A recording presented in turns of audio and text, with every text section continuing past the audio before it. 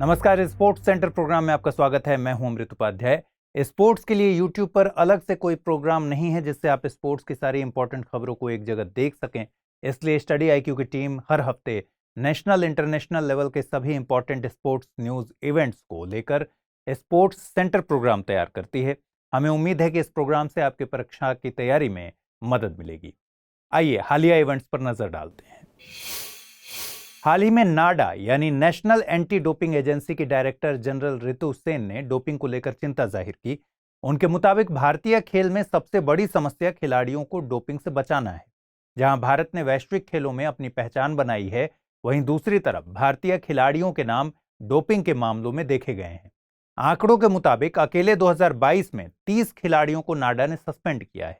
इन खिलाड़ियों में body builder, athlete और वेटलिफ्टर इत्यादि शामिल हैं। इन्हें प्रेलमोरलिन, मिथेनडिनोन, एन्बोसॉम और टेमोक्सिफेन और ट्रेनेबोलोन जैसे प्रतिबंधित उत्पाद लेने के लिए सस्पेंड किया गया था। नाडा के मुताबिक वैश्विक स्तर पर भारत तीसरे स्थान पर आता है जहां खिलाड़ी प्रतिबंधित पदार्थों का सेवन करते हैं। इस मामले में रूस पहले स्थान पर है और इटली दूसरे स्थान पर है। आपको बता दें कि नाडा देश में सभी खेलों में डोपिंग को रोकने के लिए जिम्मेदार एजेंसी है। इसका गठन केंद्र सरकार ने सोसाइटीज रजिस्ट्रेशन एक्ट के तहत किया था। अमेरिकी टेनिस खिलाड़ी सेरेना विलियम्स ने टेनिस की दुनिया को अलविदा कह दिया। उनका यह निर्णय यूएस ओपन में हार के साथ ही आया है। उन्होंने यूएस ओपन 2022 के तीसरे राउंड में अपना आखिरी मैच खेला। गौरतलब है कि सेरेना 23 ग्रैंड स्लैम खिताब अपने नाम कर चुकी हैं। इनमें 7 US open, 3 French open, 7 Wimbledon और 6 यूएसए ओपन शामिल हैं। सेरेना 319 हफ्तों के लिए टेनिस सिंगल्स में नंबर 1 पर रही हैं।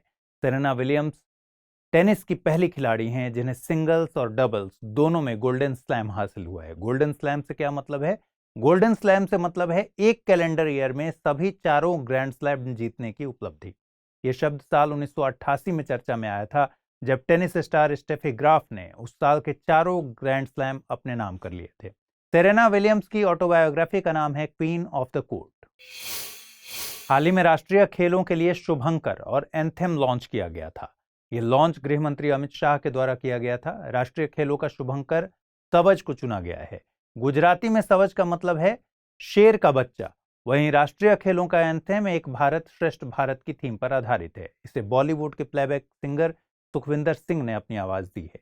गौरतलब है कि 29 सितंबर से 12 अक्टूबर 2022 के बीच राष्ट्रीय खेलों का आयोजन गुजरात में किया जाना है। लॉन्चिंग के मौके पर गृह मंत्री अमित शाह ने अहमदाबाद को दुनिया की सबसे बड़ी स्पोर्ट्स सिटी बनाने की बात कही। आपको बता दें कि आज़ादी के बाद नेशनल गेम्स साल 1948 में लखनऊ में आयोजित हुए थे। एक आधिकारिक सूचना के मुताबिक लास्ट नेशनल गेम्स साल 2015 में केरल में आयोजित हुए थे। गुजरात भारत के पश्चिमी तट पर स्थित राज्य है। इसकी तटरेखा भारत में सबसे लंबी है।